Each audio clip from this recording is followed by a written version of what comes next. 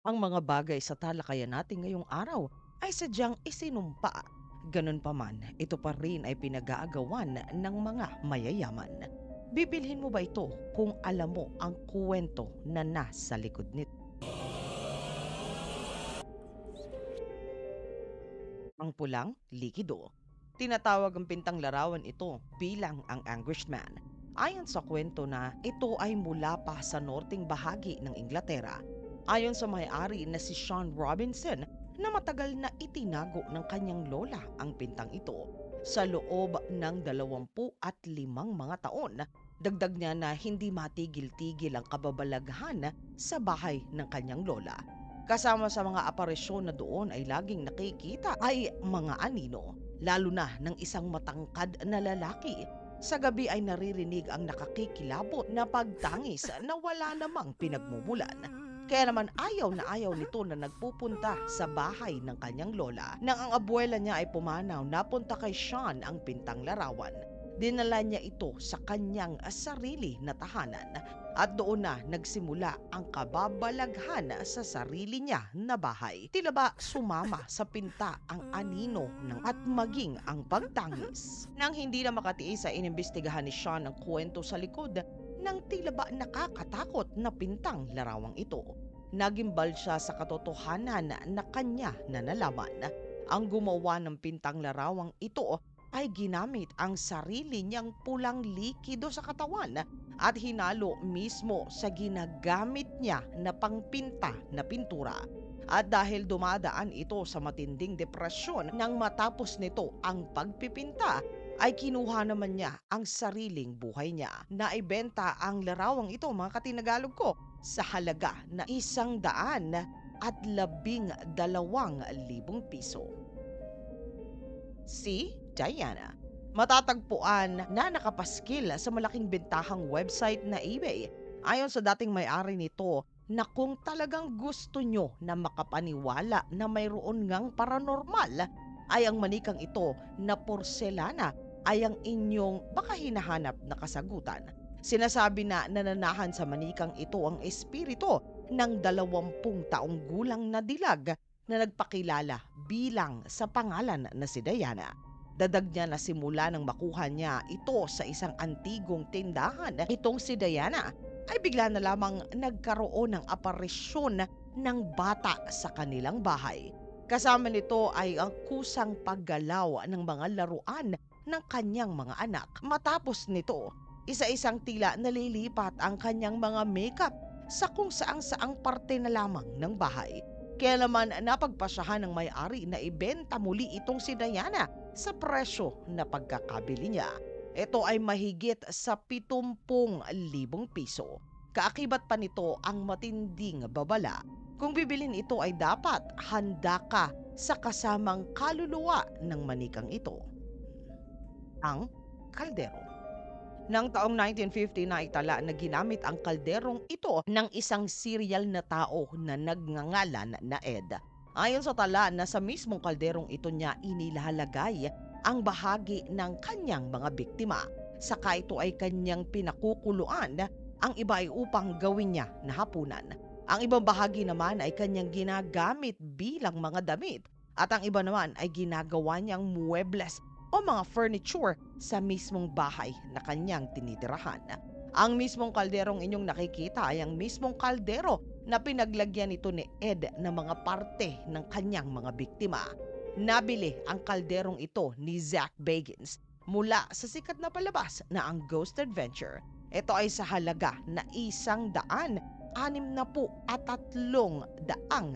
piso. Nabili ito ni Zach sa isang babae na ginawang paso ang kaldero. Nagsiyasat lamang ang babae nang makuha niya ito at magsimulang magkaroon ng mga paranormal na kaganapan sa kanyang tahanan ng oras na kanya itong iuwi at gawing paso at tinaniman ng halaman. Ang itim na diamante ng Orlov. Orihinal na nagmula sa bansang India ang itim na diamanting ito. Ayon sa kwento na inumit ito mula sa isang templo sa isa sa mga estatwa ng mga anito na Hindu na si Brahma.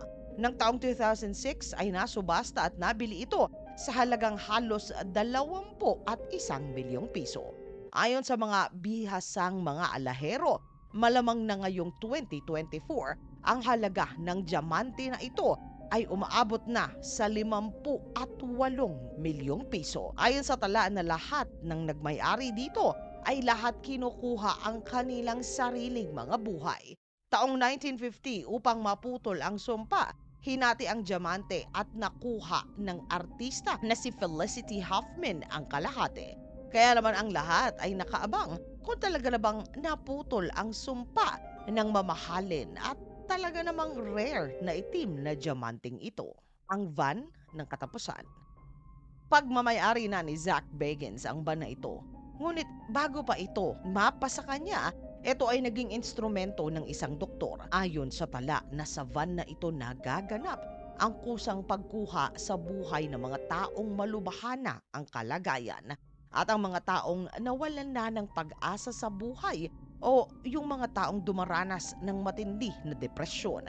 Ayon sa tala na sa van na ito natapos ang buhay ng mahigit sa 130 mga katao.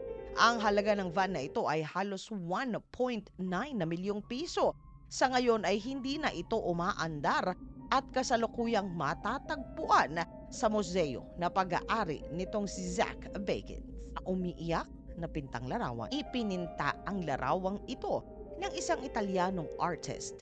Ang umiiyak na batang ito ay sumikat matapos na sunod-sunod na masunog ang mga tahanan na mayroong uri ng pintang larawang ito.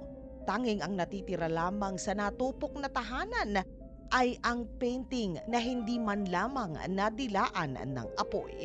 Samantalang ang iba naman na nagmay-ari nito ay nakakaranas ng hindi maipaliwanag na kababalaghan. Madalas silang nakakarinig ng mga batang umiiyak. Paminsan naman ay mga boses ng mga batang tila ba naghahagik-hikan. Ito ay kahit pa nga ang may-ari ng bahay ay wala ni isang mga anak. Mga katinagalo ko, mabibili pa rin ang larawang ito sa merkado sa halagang 300,000 piso. Ang upuan ni Michael Jackson. Nabili din nitong si Zach Bagans ang upuan na ito sa halagang halos 1 milyong piso. Ang upuang ito ay isa sa upuan sa kwarto nitong si Michael Jackson. Kaya ito binili ni Zach ay dahil bakas na bakas sa upuan ang makeup ng yumao na King of Pop. Ayon sa kwento na sa upuang ito rin nagpapakita ang aparisyon ni Michael na doon ay tila ba nakaupo at nakatulala. Matatagpuan ang upuang ito sa museo ni Zach Bagans. Ang banga. Gawa sa Italia ang lumang bangang ito. Ayon sa kwento na ito ay iniregalo sa isang ikakasal na dilag ng sinuunang mga panahon. Ngunit sa hindi malamang kadahilanan, kinabukasan, katatapos lang nito na maikasal ay natagpuan ito na walang buhay at akap-akap ang banga. Simula noon ang sinuman na magmay-ari ng banga ay pumapanaw sa hindi malaman na kadahilanan. Ang iba ay sa marahas na pamamaraan, ang iba naman ay sa hindi talaga naman maipaliwanag na dahilan. Kaya naman ng ika-1980s, nagdesisyon ang biyuda ng huling nagmay-ari nito na ipasubasta na lamang ito. Nabili ito sa halagang 200,000 piso. Malamang na sa panahon ngayon ay mas mahal na ito. Bibilhin mo ba, mga katinagalog ko? Ang mga kamay. Ayon sa ama ng bata, ang mga bata sa painting na lalawang ito ay nakikita niya na nag-aaway. Paulit-ulit na ito ay sinasambit ng kanyang anak. Parati din itong takot na lumabas sa silid o dumaan man lamang sa sala na mag-isa. Ang lugar kung nasaan na sinasabi niya ay naandon ang nakakatakot na larawan at nakasabi. Kaya naman upang mapayapa at matahimik ang kanyang anak, naglagay ang ama ng kamera. Nakatutok ito at nagre-record araw at gabi sa pintang larawan. Ngunit imbis na pag-aaway ang nakuhanan ng kamera, ay ang batang lalaki sa pintang larawan ay nakuhanan na doon ay lumalabas at nagpupunta kung saang-saang bahagi ng tahanan nila.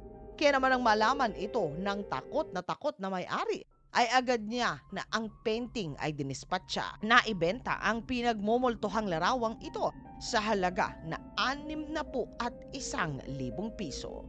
Mga katinagalog ko, kung may sapat po ba kayo na salapi at kakayahan, ay nanaisin nyo ba na bumili sa isa sa mga bagay sa topic natin sa araw na ito? Kung oo o hindi, ay isulat po ang inyong sagot sa comment section sa ilalim upang sama-sama na ito ay ating basahin.